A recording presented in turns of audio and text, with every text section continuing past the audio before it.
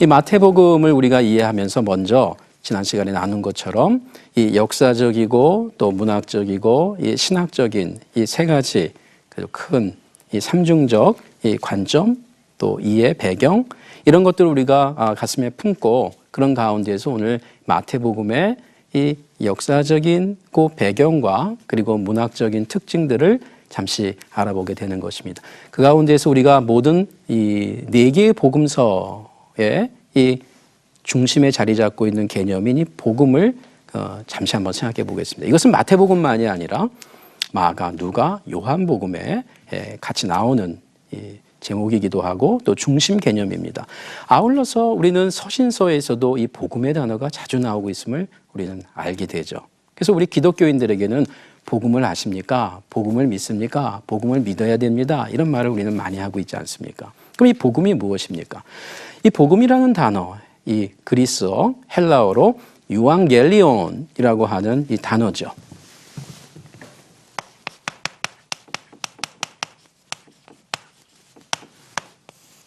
이 유앙겔리온이라는 단어는 이미 1세기에 그리스인들이 어느 정도 알고 있었던 개념입니다. 그들이 사용하고 있는 이 의미가 있었다는 것입니다. 이 로마가 패권을 차지하고 있을 그 당시에 이 로마가 이 왕권을 중심으로 해서 이 사용했던 유앙겔리온은 이런 의미를 갖고 있었습니다. 로마의 황제가 이 왕의 자리를 차지하게 되었을 때 그것은 이 왕만이 아니라 그 모든 신하들의 이 유앙겔리온이다. 좋은 내용이다. 좋은 소식이다. 이런 의미를 갖고 있었던 겁니다. 또 사용해졌던 것은 이 로마 황제의 이 아들이 태어났을 때에 그것은 복음이다. 좋은 소식이다. 이렇게 활용했던 그러한 가치입니다. 개념입니다. 자, 이와 같은 그 개념을 갖고 있었던 유앙겔리온이라는 단어가 이 바울이나 또 복음서 저자들이 사용할 때에 그들이 이미 알고 있었던 1세기의 이 헬라 로마인들에게 그 가치 체계를 변환시키는 의미를 갖게 되는 것입니다. 물론 이 유앙겔리온 또는 이 동사 표현인 유앙겔리조마이라고 하는 이 좋은 소식을 전하다 이 말은 사실 구약 성경에 특별히 이사야서에 몇 차례 나오고 있습니다.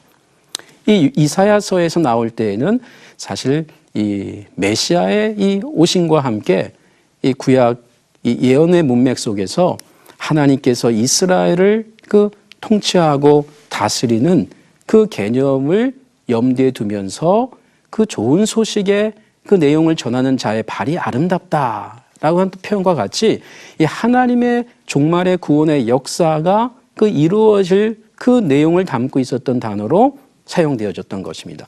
그리고 예수님 오시기 약 200년, 300년 전에 기록된 이 70인역, 이 히브리어 구약 성경을 이제 헬라어로 바꾼 것이죠. 이 번역한 것이죠. 그것이 이미 예수님 당시에 있었습니다. 예수님도 그 성경을 읽으셨겠죠. 또 바울도 그 성경을 읽었습니다. 인용도 합니다. 자, 이 70인역이라고 하는 성경 안에 그 이사야에 있던 좋은 소식을 전한다라고 하는 단어가 유앙겔리조마이라고 사용이 되고 있다는 겁니다. 자, 이런 점에서 우리는 이 같은 단어가 이 구약 성경 그리고 유대 이 뿌리를 갖고 있는 개념인과 동시에 1세기의 헬라인과 로마인들에게도 또한 의미를 갖고 있었던 이 통일 개념이었습니다. 그런 점에서 유앙겔리온이라고 할 때에는 구약적 뿌리를 갖고 있는 개념과 함께 현실적으로 1세기의 사람들이 특별히 헬라 로마 사람들이 생각할 때에는 그 로마의 왕권을 중심으로 한 개념으로 갖고 있었던 것입니다.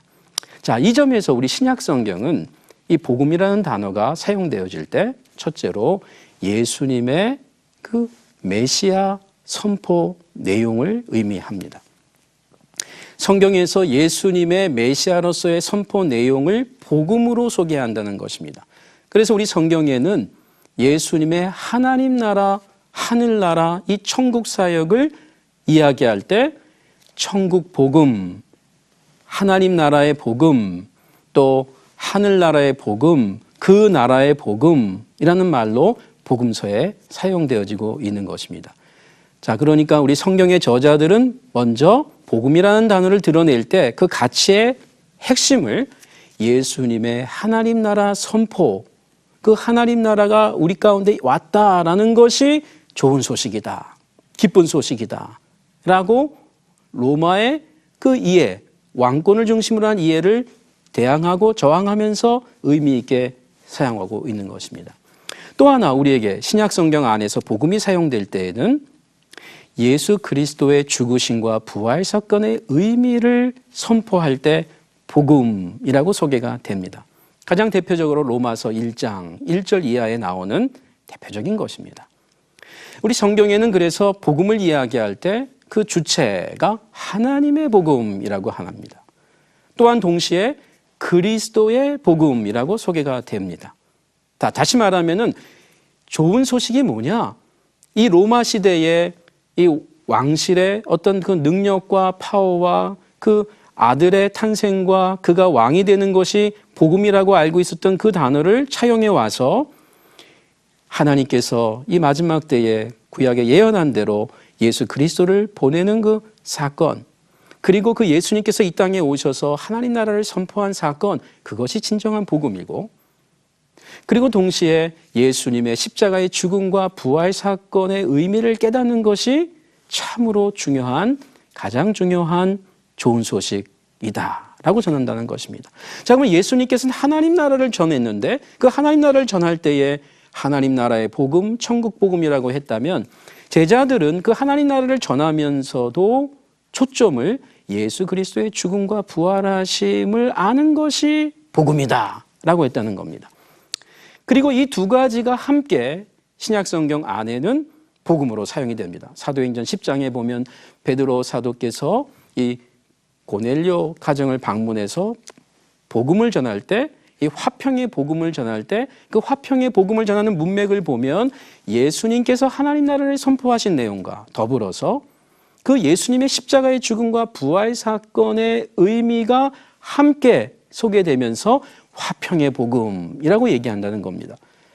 다시 말하면 예수님의 하나님 나라 선포의 내용과 그리고 예수님의 십자가 죽음과 부활 사건의 의미가 각각이 아니라 한꺼번에 통합적으로 다 하나님의 복음, 그리스도의 복음으로 소개가 되고 있다는 것입니다. 그리고 마지막으로는 이 복음이라는 단어가 마가복음 1장 1절에 소개되어 있는 대로 복음의 시작이다. 내가 쓰려고 하는 것은 복음의 시작이고 이제 복음을 다룬다. 그래서 이 복음은 이제 그 내용을 다루고 있는 문서로 의미를 갖게 되었습니다. 우리가 보통 복음서라고 할 때 그 복음서가 바로 그 복음이라고 하는 단어에서부터 출발을 하게 됐다는 것입니다.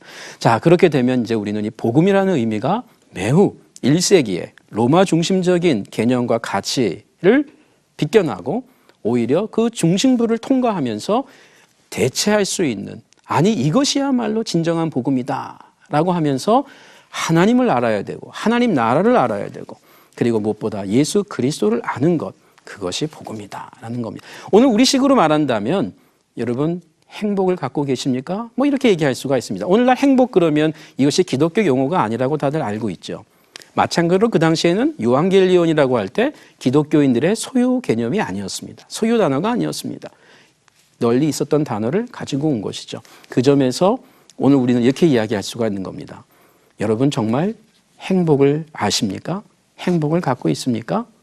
그리고 그 행복은 여러 행복 중에 하나의 행복이 아니라 유일한 행복, 절대적인 행복. 그 점에서 복음의 개념을 우리가 조금 이해해 볼 필요가 있습니다. 자, 그럼 이제 마태복음의 역사적인 그 배경을 조금 추적해 보겠습니다. 먼저 저와 여러분 가운데에서 많은 입장을 가질 수가 있습니다. 또 그동안 많은 국내외의 학자들이 이 역사적 배경을 추적하고 지금도 하고 있습니다. 그러나 저는 여러분과 함께 특별히 이 개혁 복음주의적인 입장에서 이 성경을 다루게 되는 것입니다. 자, 그렇게 봤을 때 우리는 이 성경의 저자가 이 마태라고 하는 것을 우린 그대로 수용합니다. 이건 무슨 말이냐 하면 사실 그 당시에 복음서는 저자들이 자신의 그 저자의 이름을, 글쓴이의 이름을 직접 남겨놓지를 않았습니다.